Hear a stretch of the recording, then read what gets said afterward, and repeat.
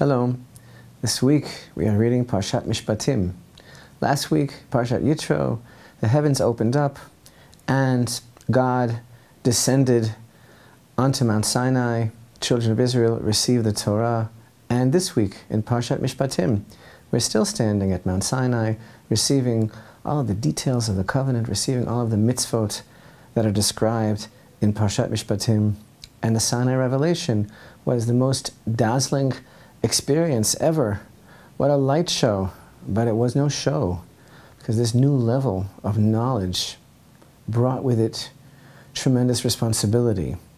But yet it was so transcendent, and the spiritual power, the sheer energy of the experience of having this kind of confrontation with the divine was so powerful. Now I might think, now that I have this real, true level of spiritual enlightenment, this encounter that we had with God, so, now I'm going to be aloof, I'm going to be removed from the world, I'm going to be living on a rarefied spiritual plane with no physical connection. But actually, true spiritual enlightenment, true closeness to the God of Israel means a more responsible life. It means leading a better life, and if one is truly close to God, that will be translated in the most basic way of what our values are, the values that we broadcast and exude, how we treat each other, our families, our possessions, each other's possessions, the most basic concepts of how we begin to function as a unit of society. So, the observance of all of these mitzvot, the personal ones, the ones that are on an individual level and also societal, they bring about light into this dimension of space, because the whole Torah is really all about the light of the divine presence. And the mitzvot are like lightsabers against the forces of darkness, which are essentially the forces of human complacency, ineptitude, and a lack of concern for each other. But what about points of light in the dimension of time as well? So all of a sudden here in Parashat Mishpatim, as we are receiving these mitzvot and their details, we encounter the three pilgrimage festivals. Chapter 23 and verse 14. 3 pilgrimage festivals shall you celebrate for me during the year. And in Hebrew we read, Shalosh regalim tachog li bashana.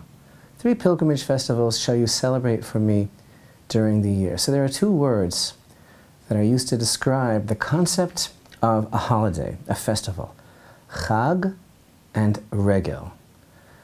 These 3 regalim, you will chog li, you will celebrate for me. And this verse, by the way, here in our Parasha of Mishpatim, here in chapter 23, this is the first time in the Torah that the word regel is used to denote the festivals. And indeed, in Jewish tradition, the 3 pilgrimage festivals of Passover, Sukkot, Shavuot, wherein the entire nation of Israel travels to the Holy Temple, they are called the 3 regalim. And this actually means foot. Regel is a foot. So the concept conveyed, one of the concepts conveyed by calling the festivals regalim, is the idea of movement, of action, of going. And this verse also uses the word chag, because it's shalosh regalim tachog li bashana. You shall celebrate for me as a chag, a festival. But this is not the first time in the Torah that the word chag is used. In fact, when we go back earlier in the book of Exodus, go back to chapter 5 and verse 1, we find this. And afterwards Moshe and Aaron came and said to Pharaoh, Thus says Hashem, the God of Israel, let my people go that they may celebrate, the plural, vayachogu, a festival to me in the wilderness. They will celebrate with the word chag, a festival to me in the wilderness. So according to this verse, they're not asking to be freed, they're asking to chogeg. And this word chogeg, chagag, chug, it all comes from the same roots from which we get the word chag, which means a festival, but the word really means in its to form a circle. So Hashem is saying, let them form a circle around me in the wilderness. This was Moshe's message to Pharaoh. Now some people think that this concept of Chag, of the Jewish festivals being called Chag, is because of the cyclical nature of the year, because it's a cycle, because the holidays return every year, the year comes around again, but actually that's not the reason. But they're referred to as Chag, which is a concept of forming a circle, because the celebrants form a circle around God. That is to say, they are completely united and focused on the center of their gravity, which is God consciousness. So God says, I have gathered you as a community about me. So we gather in a circle around him. And when we go up to the Holy Temple, we gather around his Torah, which he has set to be the center point of our lives around the temple. The better to focus on his presence in this world, in the Holy Temple, exclusive of all illusion. And that's why really only those festivals during which we are commanded to rise up and go to the temple, only those festivals are really called regel. These three major holiday festivals of the pilgrimage of Passover, Shavuot, and Sukkot, when we take our regel, we take our foot and we move with action. We go forward. And they're also called Chag. The regel is called a Chag. So these three regalim you shall chog li, because they invite each and every individual to make the effort to come to this communal family gathering around the Torah, which is deposited in the temple. And in the future, of course, the prophets tell us that this will be a family gathering of the entire family of man. So this verse really means, let my people go, Moshe said to Pharaoh back then, so that they may gather together in a circle around me.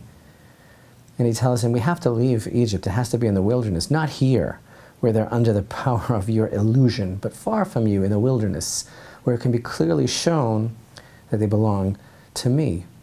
And then in chapter 10, in verse 9, when Pharaoh asked just who's going, what did Moshe answer? He said, with our youth and with our aged we will go, with our sons and with our daughters, with our flocks and with our herds, for it is a Chag, a festival of God to us. Meaning, Pharaoh, we have no intermediary, we have no officiating priests that stand between us, no representatives, no go-betweens between us and our God. From the tiniest baby to the last sheep of the flock, we're there. We're all there, nothing. And none of us remains behind here or on any other level of consciousness when we make this circle.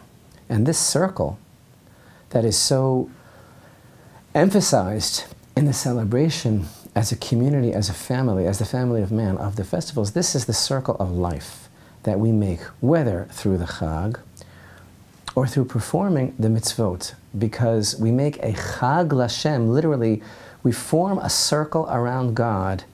We are totally united and focused on his presence, his reality. That is actually the theme of Parashat Mishpatim. In all of the mitzvot that we are receiving, God calls us around him, and he wants to see us with every member of our family and with all our possessions about him, because we are about him. Everything we are and all we have, we bring to him. Thus, in describing the process of the festivals, we read,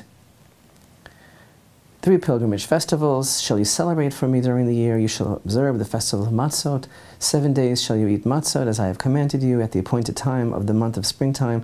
For in it you left Egypt. You shall not be seen before me empty-handed.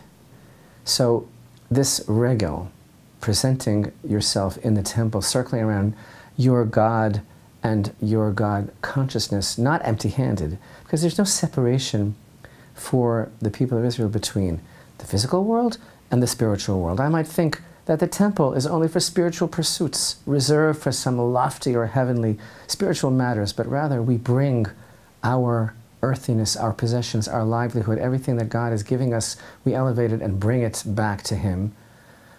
And the same thing in the realm of action, the same theme of light unites all of the concepts in this parsha, what we do in the realm of action through observing these mitzvot that we are still now receiving at Mount Sinai, all of their detail is part of the covenant of translating that tremendous, ethereal, transcendent experience into everyday life that is totally founded upon our being centered and anchored on this God consciousness.